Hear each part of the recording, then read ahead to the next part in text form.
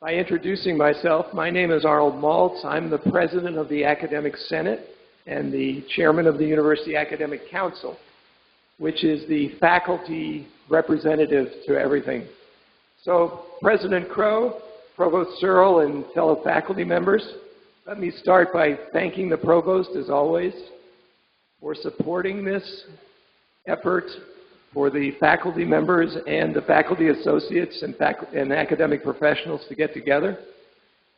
It's always very generous of you to do that, and we appreciate it. As I said, my name's Arnold Maltz. Now I'd like to have the other campus presidents introduce themselves, please.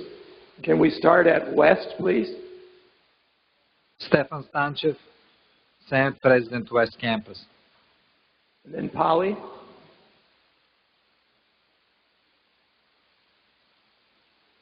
Are we having trouble with Polly? Here's Polly. I'm Igor Shevkovich, the president of the Polytechnic Assembly, and we are ready for the presentation. And then downtown. Hi, I'm Tamara Rounds, the president of Downtown Campus. Okay. So thank you all for attending today. The University Senate, which I am fortunate to lead this year, is. Are we having issues around the campus? I can't see from here. Anyway, the University Senate is the institutional body that works in concert with our administrators in a shared governance arrangement. In practice, this means that the Senate, which is us, and its committees consider every new course and program, as well as other matters including the development of online offerings, in-depth considerations around academic integrity, supporting the continued diversification and development of our faculty, and safeguarding research ethics and processes. Every one of those issues is active right now and has been or is now being considered by the Senate and its representatives. Inserting the faculty and academic professional perspective into ASU decision-making is a privilege and an obligation. The University Senate leadership invites you to be an active participant in the governance of the university. To help us with this challenge, I hope you will seek out the senators in your unit and make your ideas known. Your ideas will be welcome, and any and all feedback to our standing committees and task forces will be helpful. I'm going to close my remarks by pointing out that one of the duties of this job, the Senate presidency, is to walk beside our next speaker in graduation ceremonies. And I can tell you, it's a challenge to keep up. So please join me in welcoming Dr. Michael Crow, the president of Arizona State University, to the podium.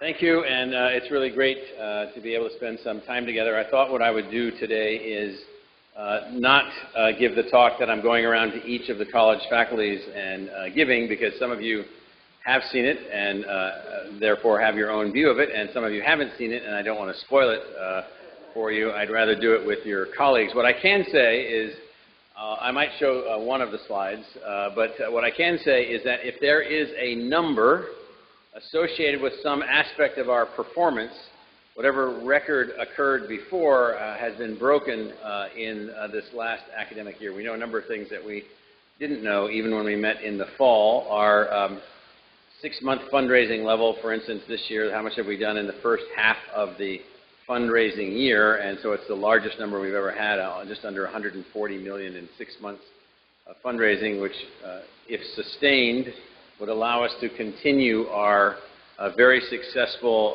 last phase of our Campaign 2020. We're hoping to find 400,000 donors who will invest a minimum of $1.5 billion in the institution. We have already closed on $1.37 billion, and we still have more than 2 years to go. So it is highly probable that should meteors not strike or tsunamis not reach Phoenix, we will hit those numbers. What that means then is that a question in an earlier faculty meeting today was, why don't we find our alums more generous to the institution? 90% or so of the fundraising that we carry out is not through our alums. It's through other people who are committed to our purpose and committed to our mission. And the reason for that is if you were an alum of this institution before 1960, you were a teacher, and you did not become wealthy with very rare exceptions. And if you were lucky enough to graduate from the institution before 2002, that meant that you were one person in 8 or one person in 9 that actually graduated from the institution in a short time frame. And so those are, what that means is that there's a lot of people out there that are not thrilled with the institution historically. That's changed quite a bit in the last 10 years or so.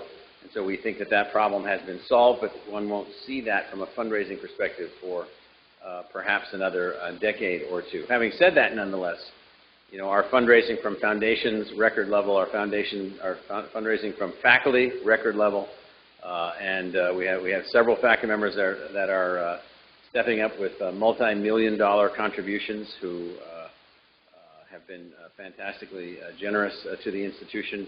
So we're excited about that, and so that's going well. From a student performance perspective, we have achieved something that has been quite significant, which is above an 85% freshman retention rate. We haven't officially announced this yet, but we're about to. We had to look at the data, find out who had gone off to the military, which doesn't count as dropping out, or had been ill and doesn't count as dropping out, and religious missions, which doesn't count as dropping out, et cetera. And so 85% plus, that's a huge achievement. 4-year graduation rate for incoming A students, 70% plus. That's an extremely high number. For incoming B students, 45% plus. That's 3 times the national average. I'm not going to walk you through all of these because a lot of it's in the presentation that I put together. Research funding, highest level. Graduation rate, highest level. Retention level, highest level. Fundraising, highest level. Numbers of graduates, highest level. Diversity, highest level. All those things. And so, I don't know if I can go to the one slide or not. Is that possible? I see no signal. Oh, there we go. No, not that one. The first one. None of those. That's spoiling it for everyone. This one. This one. The only slide I wanted to put up is that there are 2 factors that are driving us to these unbelievable levels of achievement. One is the core factor, which is the faculty themselves and the staff that support them.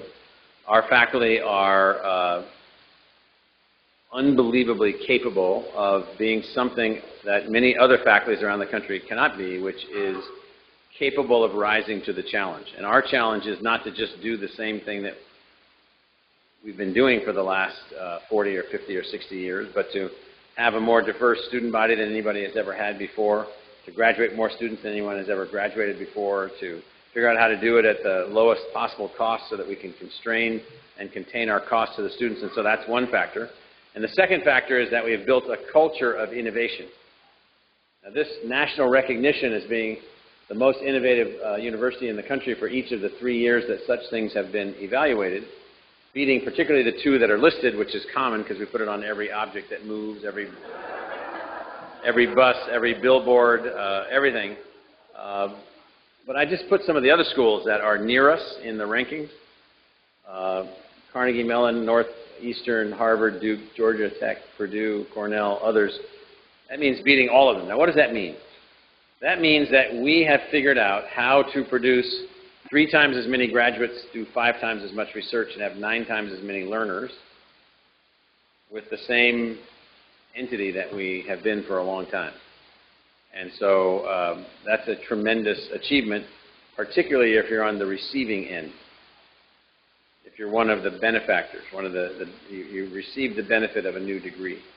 Someone was just telling me, an engineering faculty member, about one of our online engineering students who is pursuing their online undergraduate degree. Is that faculty member still here? Yeah. And so the student is a soldier, sailor in the Navy, working forward deployed in the Middle East in basically bomb disposal. And so taking apart mines and bombs and minefields and explosive facilities and so forth while being an ASU student. We're now finding that we have students all over the world, Americans and other students who are, Americans and others who are now our students. And so all these things were uncommon in the past, and they're common now. And so I think that this notion of us being number one in innovation, it really means something. I will say that our sector is considered to be anti-innovation. So even the slightest innovation could make you number one in innovation. But we'll take it. I was recently in China for one of my fantastic 2-day trips. And for those of you that haven't been to China for 2-day trips, they're really lots of fun. You land and you eat, and somehow I come back and I weigh like 11 pounds more than when I went, and my ankles are the size of my calves, and so all of these things, you know, are really horrible. But along the way, I was there to be a part of a meeting that we were co-sponsoring in Beijing with Global Silicon Valley, GSV, a Silicon Valley-based venture capital firm, and ASU, and we run a meeting every April. This year it'll be in San Diego, the 9th year that we've run it. This year we'll have 4,000 people come to learn about all the innovations in technology, and we bring everybody together. It's not just about us, but we're the co-sponsor of the meeting. Well, we ran one of these meetings in Beijing. So why, and there were about 20 ASU people there for these events. So why does ASU have 20 people in Beijing for a meeting related to educational technology innovation? What? Why? Well, it's not a rhetorical question. And so the reason that we're there is several-fold. So ASU has project offices with active activities in Chengdu, in Nanjing, in Beijing, in Shanghai, in Hong Kong. We have 4,000 students from China attending with us here. We run a business school in Shanghai for the Ministry of Finance. We run a 100-company consortium called the Sustainability Consortium, TSC, the Sustainability Consortium in Nanjing. And those 100 companies contribute $10 million a year for ASU and several other institutions to build a global sustainability index that will allow all stuff sold at retail to have a sustainability ranking scientifically based on the object that you're buying. How sustainable is this and all of its source materials? That's one of our projects. We have environmental projects, sustainability projects, all kinds of activities going on. It also is the case that we're the co-sponsor of the meeting, and the keynote speaker was President Obama. He and I had a chance to talk a little bit, and I reminded him of our 2,400 graduates as Obama Scholars that we've produced since 2010, for which we raised or found $45 million of support to support those 2,400 students. These students come from families which have no resources. And so, furthermore, we're there because we're looking for more people to understand ASU. So I was interviewed about 15 different times, and based on our analysis, those interviews appeared in 43 publications, including an ASU cover shot on the main magazine sent to every family trying to send their kid to college in the United States.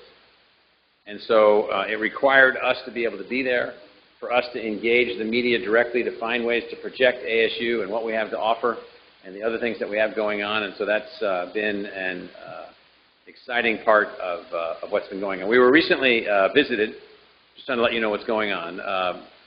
We are visited by so many universities now taking a look at the ASU model that we get a little bit overwhelmed, but the entire leadership cadre, all of them, from the University of Guadalajara, one of the main universities, public universities in Mexico.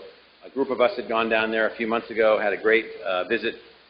We worked on a number of issues related to immigration, related to all kinds of contingency planning relative to DACA students, all kinds of things that we were working our way through. And then they sent their entire leadership team, all their deans, many of their directors, all of their vice presidents, their president, their rector, everyone here for a multi-day class in how to build a new kind of Mexican university. That was egalitarian, that was high quality, that was research intensive, and so forth. So these kinds of things are going on a regular basis, and they are not reflective of anything other than the ability of our faculty and our staff supporting our faculty and our innovations to project a new kind of identity. I was in Saudi Arabia in April and in May. I did not know I was going in May. That's one of those kind of strange things. But why was I in Saudi Arabia? So the Saudi Arabian government selected 2 universities to speak to them about their post-oil economy.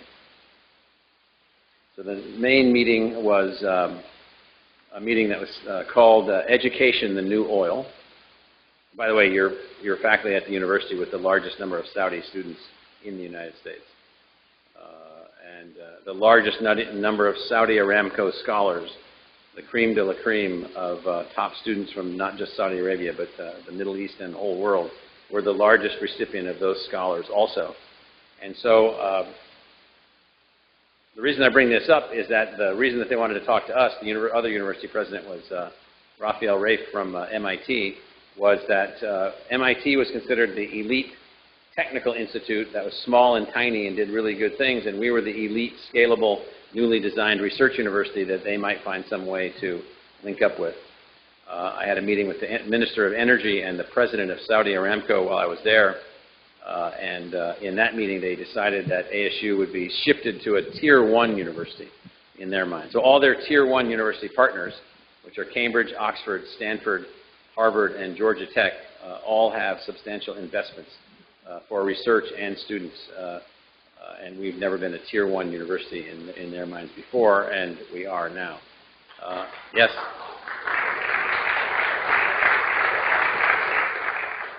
So what I'd really like to do, other than just rattle on, is just see what comments or questions any of you on any of the campuses might have on any subject.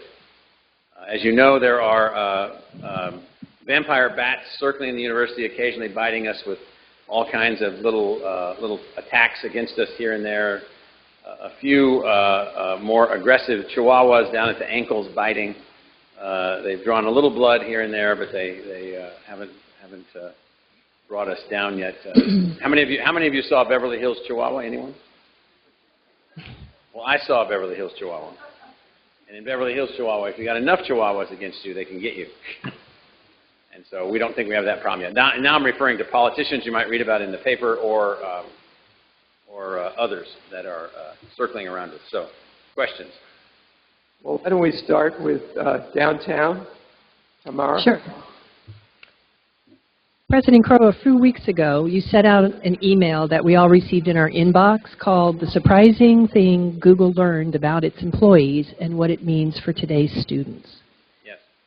How are we ensuring the top 7 characteristics of success, the soft skills of communication, listening, insight, empathy, critical thinking, or making connections across complex ideas in our Gen Ed classes here at ASU? Or do you believe that we actually need to revisit the Gen Ed for our students?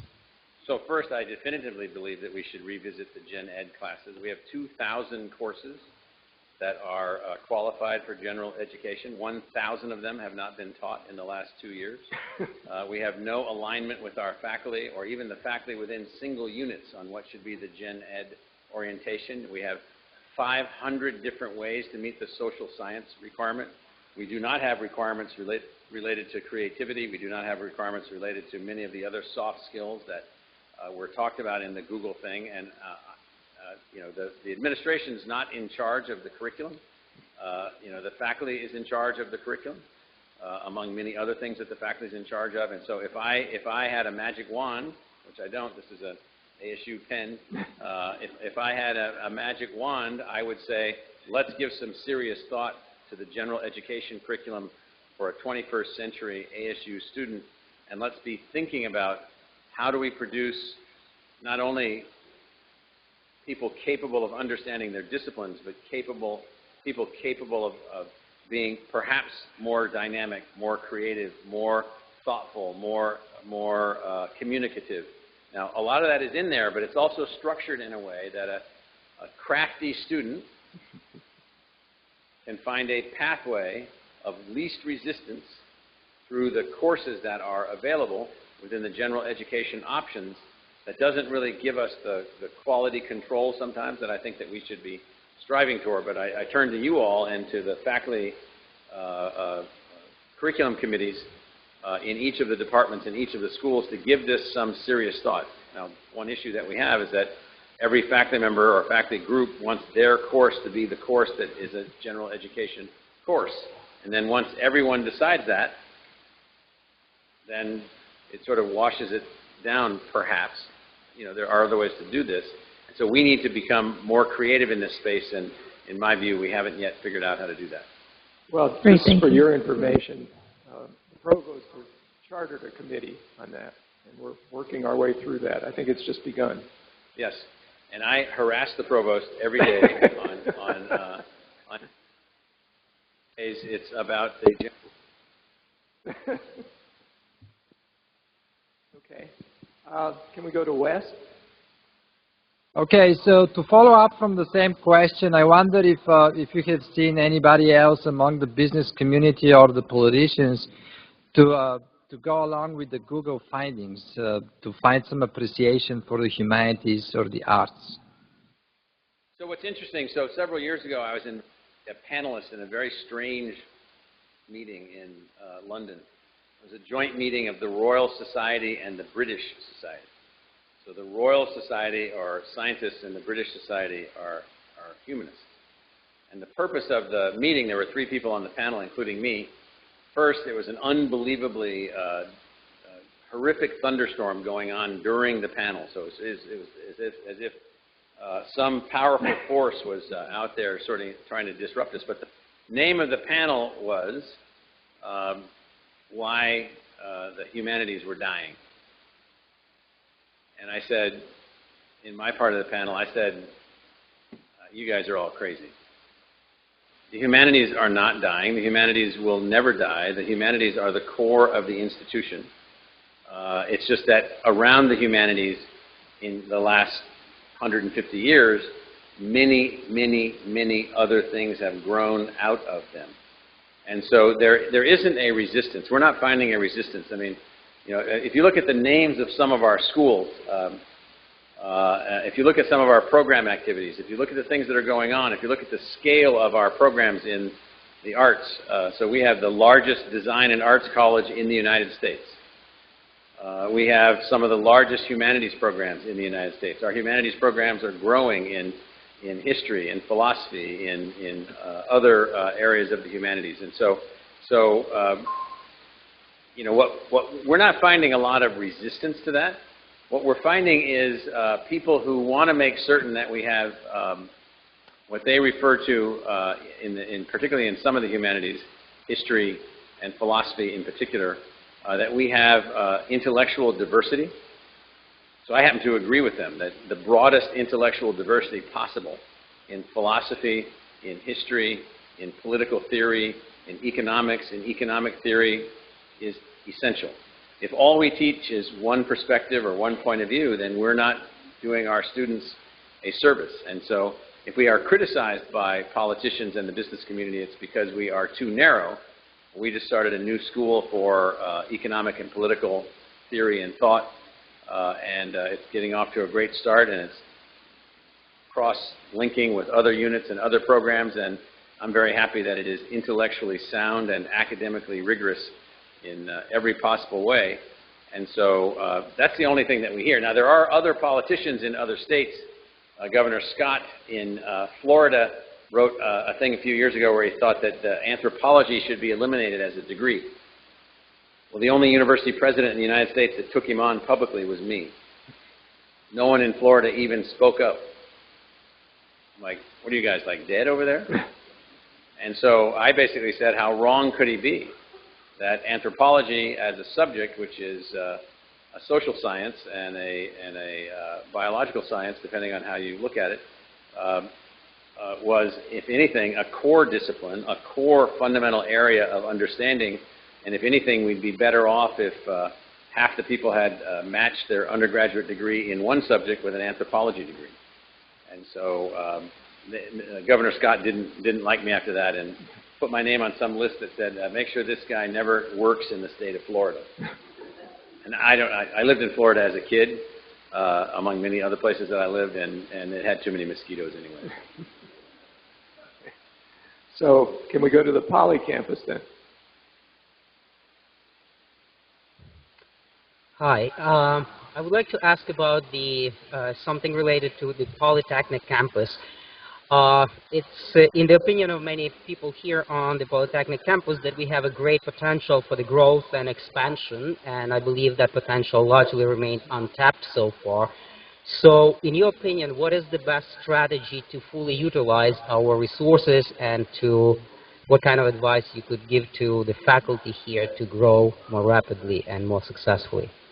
So in the old days of this university, and some of you that have seen, by the way, the talk that I've been giving to the different faculties is customized for each faculty. It's slightly different depending on the audience. But nonetheless, there's a core set of messages within it.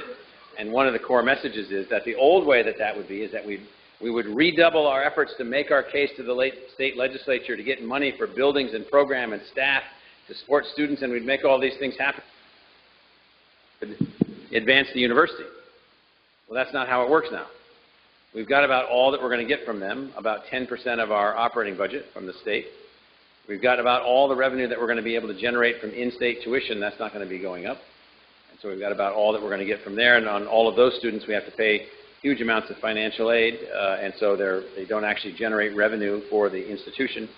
That means then that all other things that we do are dependent upon the growth of new programs, the establishment of new partnerships, the establishment of new academic degrees, the establishment of new research centers, the finding of partners to fund those research centers. So on the Polytechnic campus, we are gifted with many,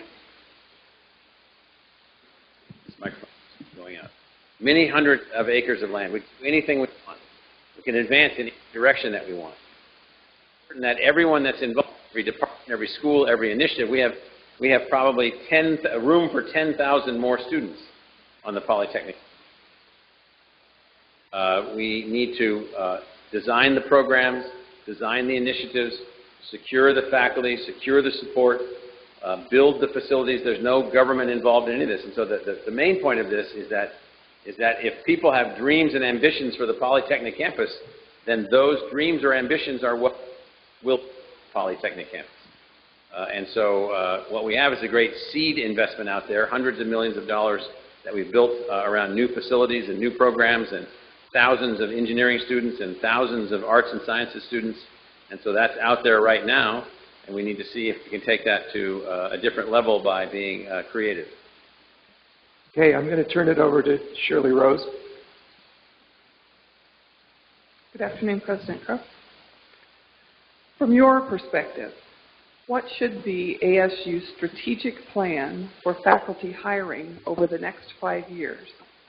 In particular, what mix of tenure track and non-tenure eligible faculty seems best suited to ASU's mission and goals?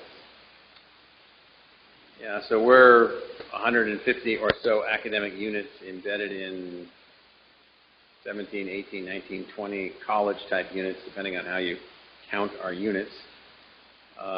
Each of them is on a slightly different design trajectory.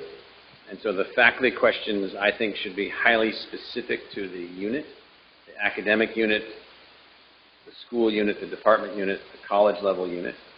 And so I don't know that one can say that there's one way for the university. I think that it's more likely that someone could say that there isn't one way for the university. There's multiple ways. And so in some cases, huge numbers of tenure and tenure track faculty members in core areas supported by faculty associates. There might be another design, let's say like the Honors College, where we have the core faculty there are all lecturers, that are then attached to those students, and then those students take classes in other academic units.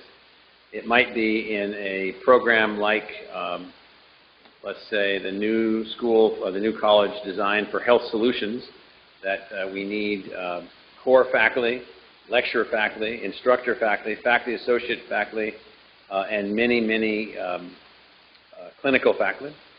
In the case of the Fulton Schools of Engineering, we know that we need to grow a large number of tenure track faculty, but we also know we need 100, 200, or 300 research faculty who would largely be supported by the resources that they generate from their research activities exclusively. And so that's very common at some universities. It's not particularly common here. We don't have that many pure research faculty. So there's no model for the university. We do know that to handle our student demand, the demand for our services, that as we grow from our present size, we have about 3,500 faculty. On campus, we have about 73,000 students. So that's about 21 students per faculty member. Now, only about 2,000 of those, give or take, are tenure or tenure track, and then 1,500 or so are a broad combination of other types of faculty members. Those kinds of standard arguments that we have too few of this and too much of this and too much of that, I wouldn't apply that to the university. I would apply that to the individual programs and then sort of look at where we are. You know, in the journalism school, you know, we have different types of faculty members. There's academic journalists, there's professional journalists, there's technologists, there's practitioners, there's people that have some combination of both. There's publishers, editors that have then become joined the faculty, and so some combination of all of those have allowed us to make a really great journalism school. But anyway, just from our planned enrollment growth, we know we're between 400 and 800 faculty short of where we need to be able to deal with that. We are funding, and this is as Mark will tell you, the provost, this is a constant internal argument that we have. And the internal argument within the university, not Mark and I arguing, but the broader argument is that we fund enrollment growth off the top of our new resources every year with the expectation that the faculty will be expanded. At the individual unit level, they often do not expand the faculty. They use then the resources to enhance the faculty that we have. And so we haven't decided, and Mark, you might want to comment on this, we haven't decided how to deal with that, because from our perspective, we're about,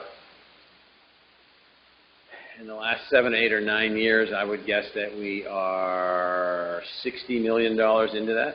Would that be a good number?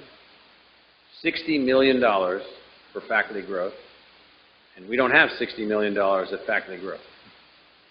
And so we're like, you know, we try not, you know, we can't. It's actually impossible. It's institutions that people think they're just so efficient. Well, they sell 5 products, or you know, you're running the New England Patriots. Well, that's all you're running. We have 150 degree programs. We have 24 NCAA sports. We're not running one sports team. We're running 24 sports teams. And so whatever we do is more complicated for those reasons. So we're not in the business of going down into a unit and saying, you know, well, show me the names of the people that you hired and who's doing what and the teaching load and this and this and this and this. We actually respect the directors and the chairs and the deans and the associate deans. And so we're operating under the assumption that quality is an objective, that teaching load is important, that we don't want to burn out the faculty. And so what we've tried to do is to find ways to generate more money for faculty growth. In addition to that, we have then also added between $4 and $7 million a year for all of the last many years for new faculty hires above growth. And all that money goes out, and then strange things happen. And so here's some of the strange things that happen. So I think we have authorized how many searches this year? We have 180 authorized faculty searches, and that's for tenure track faculty. 150 tenure track, and then the others are in enrollment growth, et cetera, et cetera. So 150 tenure track faculty searches are authorized. So some departments still operate under a kind of funny model. It's like a big yawn. And the big yawn is, well, we'll get the search underway, you know, we'll get the number. We try to give the number in July or August for the next academic year so that the searches can be underway. And then the faculty, well, they're having a hard time getting together, and then they finally get together and decide what they want around October. And then somewhere along the line, they're interviewing in March and April, and they're trying to make decisions and so forth. And all the wealthy schools selected their faculty like back in October. And our searches are slow in general. Our searches are methodically boring in general. We don't come up with a list of, here's the 10 faculty members we wish were on our faculty. And we have faculty consensus around that list. And we're going to relentlessly pursue them until we pick off more than half of them to join our faculty. And so I have been, and I'm reflecting a little bit of this, supremely frustrated at the $100 million that we've invested in academic growth and new faculty lines, for which we have an outstanding faculty, but we don't have a particularly large number of new faculty members, is how I would characterize it. In some schools like your school, Arnold, and we have fewer faculty members than we did and many more students. And so we say, from our perspective, we're saying, well, okay, why should we second guess the chairs in accounting or management or finance or economics? But at some point we may have to get into the realm of second guessing them because we're getting a little bit frustrated by this. But then the second that we second guess a chair or the second that we second guess someone else, then everybody gets mad at us like, you know, who the heck are you people? And so for us, we have spent immense amounts of resources as additional resources to the budget, for which we have a great faculty, but perhaps not as much faculty growth as we would have liked to have seen. So a very long answer, I apologize.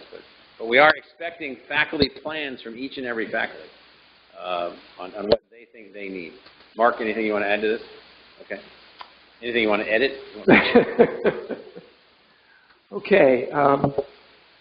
Do we have time for another set of questions? Yeah. Okay. So why don't we start over again at downtown, Tamara? Does anybody Great. have a question down there? Is there anybody in the audience that has a question that you'd like to bring forward? I think we're good here. Thank you. Okay. West, Stefan, do you have anybody in the audience interested in having, not interested? We do actually have, yeah. We do have a second question. It's a much more specific one.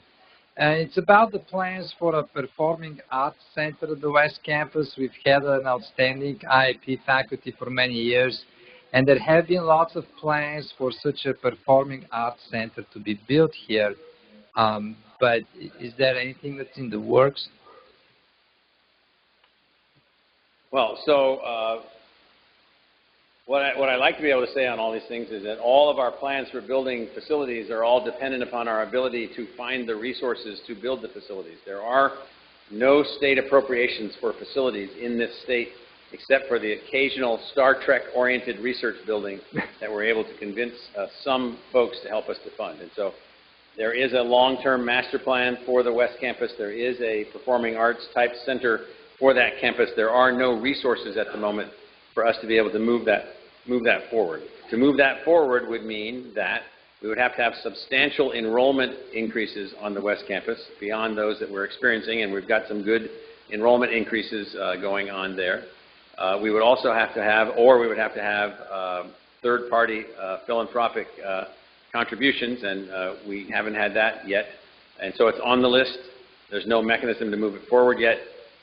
And we do have to address the enrollment issues on the West Campus. That is, as programs have exited that campus, that has then left room for growth within the programs that remain, as well as growth to grow new academic programs on the West Campus. So the reason for academic program growth on the West Campus being so important is that we need to have robust multiple sites offering all kinds of degree options for students, particularly campuses where there may be some regional connectivity within the metro area around that campus, as well as the fact that there are size limits.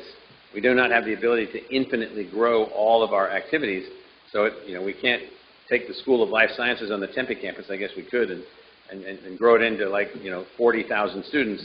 It might be a little bit difficult. And so we have multiple science programs, multiple ways to teach and learn. And so we're looking for that to happen. I will say that The last facility constructed on the West Campus is a fantastic private school that ASU operates called the Herberger Academy, Young Scholars Academy, which is for kids that have great difficulty in public schools because of their massive IQs. So they have IQs above 140, and so we have 100 of these students in that school. I spoke at the graduation there a couple years ago. There was a 13-year-old kid that had been admitted to MIT, but he couldn't go because they won't take you if you're not 14. And so he was going to hang around in the library or something for the next year and do something. And so those are the kinds of kids that are out there. And so that's the last thing that we built, which is a great new facility. That was philanthropy and a little bit of university resources. And so before that was the residence hall, the new dining hall, and the rec center, which were driven by a third-party partner for the residence hall and the dining center, and by student fees for the rec center. So that's basically the story of get things done. We've got to come up with the resources. Great. Thank you. And so then you'll say to yourself, let me just say, well, then how are we affording the moving of the Thunderbird School for Global Management? That's a reasonable follow-on question. We will be moving the Thunderbird School of Global Management from the Glendale campus, closing that campus and selling it to private developers. We will then, from the proceeds of that, which we hope to be between $15 and $20 million, we'll also receive a substantial investment from the city of Phoenix, and we are confident that we can raise, hopefully, 20 to 30 million additional dollars from private philanthropy for that school, which gets us 80 or 90% of the way towards the building that we're thinking about constructing. So that's kind of the model that we need to use. And then you say, what about that big football stadium that you foolishly decided to destroy and rebuild for the fine sum of $330 million by the time we're done? And so the answer is, well, we have leased out elements of the university's real estate, much to the chagrin of some, to allow the construction of private facilities that generate revenue for us to pay for those facilities.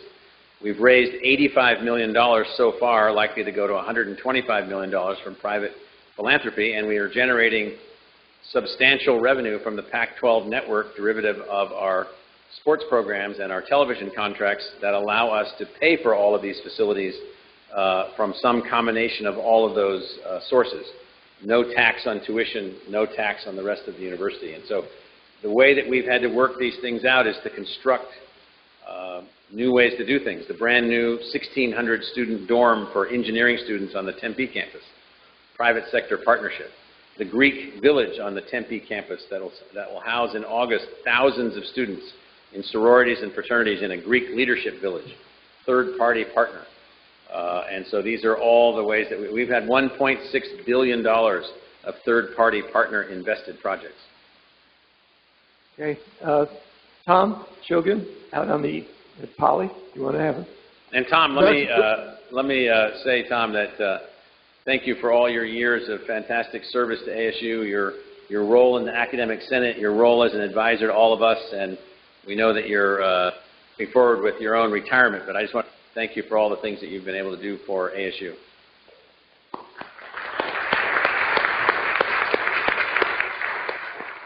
Thank you. This is more of an observation, comment. Perhaps you can expand upon it. But I've never seen this institution where it is right now, poised for really advancement in ways that are going to be historic. I mean, just look at what we're doing with joint appointments with the Mayo Medical School. We don't have the liability of medical school, but we're going to get the benefits when it comes to research in ways that we've never seen before. Our enrollments are increasing for all the right reasons. We're giving opportunity to those that wouldn't have it otherwise. When you think about it, unbelievably, the growth that we're seeing with third-party investments into the campuses, we're really doing some amazing things. Athletics, what Ray Anderson is doing, and not just with Bobby Hurley and Charlie Turner Thorne, but all the athletic programs. Wrestling. All sports.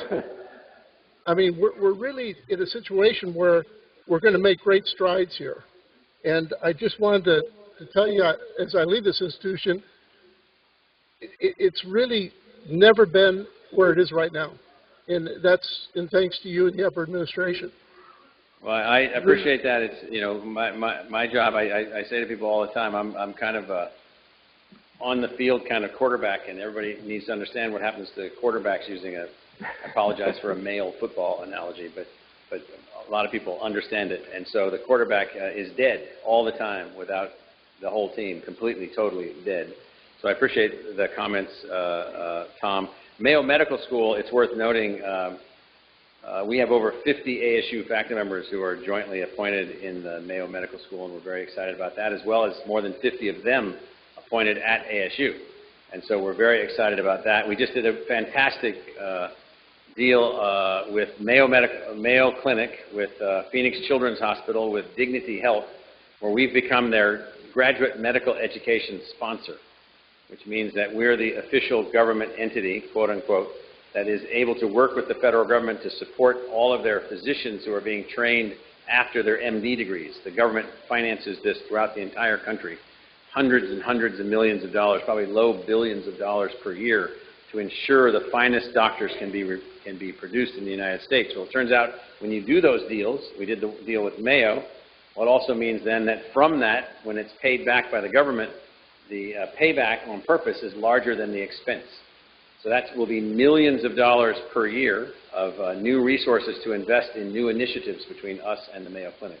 So we're very excited about that. And then, Tom, you mentioned Ray Anderson. So Ray Anderson, our athletic director, our vice president for university athletics, most of you may not know that Ray grew up in a working class family. He lost his father as a young boy. His father dreamed of always being a lawyer. Ray became a great athlete in high school so that he could be on the path to become a lawyer to honor his father. He ended up going to Stanford and double-lettered in baseball and in football. Left Stanford in 1976 as a political science major, entered the Harvard Law School, where he graduated with Chief Justice of the U.S. Supreme Court, John Roberts, from the Harvard Law School. Then went to a law firm, built his own law practice, built his own, was ultimately hired by me, from his $2.4 million a year job at the National Football League. And we don't pay people $2.4 million a year except for one of our coaches. And then Ray comes in and he's been able to do the following. So our wrestling team, which beat Stanford in a dual match for the first time in a very long time just this past Friday, and I was there, it was fantastic. Our wrestling team is now ranked 8th in the country. We hired the Olympic wrestling coach. We will be a national champion under this coach, Zeke Jones, ASU graduate, world champion in freestyle wrestling. We hired the Olympic swimming coach, Bob Bowman, and now I think all or nearly all of his staff, including Michael Phelps, our Olympic gold medalist. We hired the Olympic women's triathlon coach and have won the 2 last national women's triathlon championships in the United States. He hired a new golf coach. We won the national championship, and if you never saw a golf tournament and you want to see how exciting it is, you watch ASU beat Stanford and then Northwestern in the finals last spring for women's golf in the national championship. It's fantastic, fantastic. I won't walk through all of the coaches, but Coach Hurley and now Coach Edwards, for which in football, for which both the athletic director and the president of the university received like boatloads of flack of the highest possible order because we both apparently are idiots. And so it turns out that what we're looking to do in football is to take a different approach, take a different method to move forward in football. And so I will say that Ray has found outstanding coaches in all of the sports that he has hired for. And our student athletes now, we're 2nd in the Pac-12 in academic performance. Stanford is the only school ahead of us, and we think that we can beat them in this. Also, we're now beating Stanford in many things that we weren't beating them in before. I was hesitating there because we did lose to them in men's basketball just a few days ago, which I wanted to take my TV and rip it off the wall at that time, but they're too expensive. Tom, I appreciate you bringing up all those various aspects of the institution, because what that means then is that the institution is working. You know, we have the vast majority of our student athletes have GPAs above 3.0. We beat all but a handful of schools, and they were 7th in academic All-Americans in the United States. These are tremendous achievements.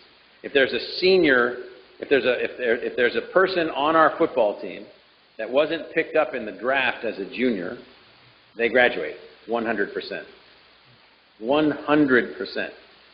And so these are fantastic achievements, not just of our athletic department, but of our faculty and staff that are working with these athletes. And I can tell you that what we ask our athletes to do is unbelievable. When you're playing a dual meet in wrestling against the University of XYZ and they're 1,500 miles away, that's a big deal. So I think I'd like to ask if you have any final words for the faculty, Dr. Crow. What I would say is it's really important that we all remember that the fate of the institution is only going to be determined by us. Our ability to fulfill our social purpose and our social mission is only going to be determined by us. We are doing everything that we can to get the people of Arizona to invest more in the institution. We're doing everything that we can to get hundreds of thousands of other individuals to invest in the institution, but at the end of the day, it's still only about us. And so I hope that your creative juices are at work about how can we be of greater service, how can we be of greater impact, how can we make more things happen, and then for all of that, how can we find the resources to do those things. So thank you. Thank you.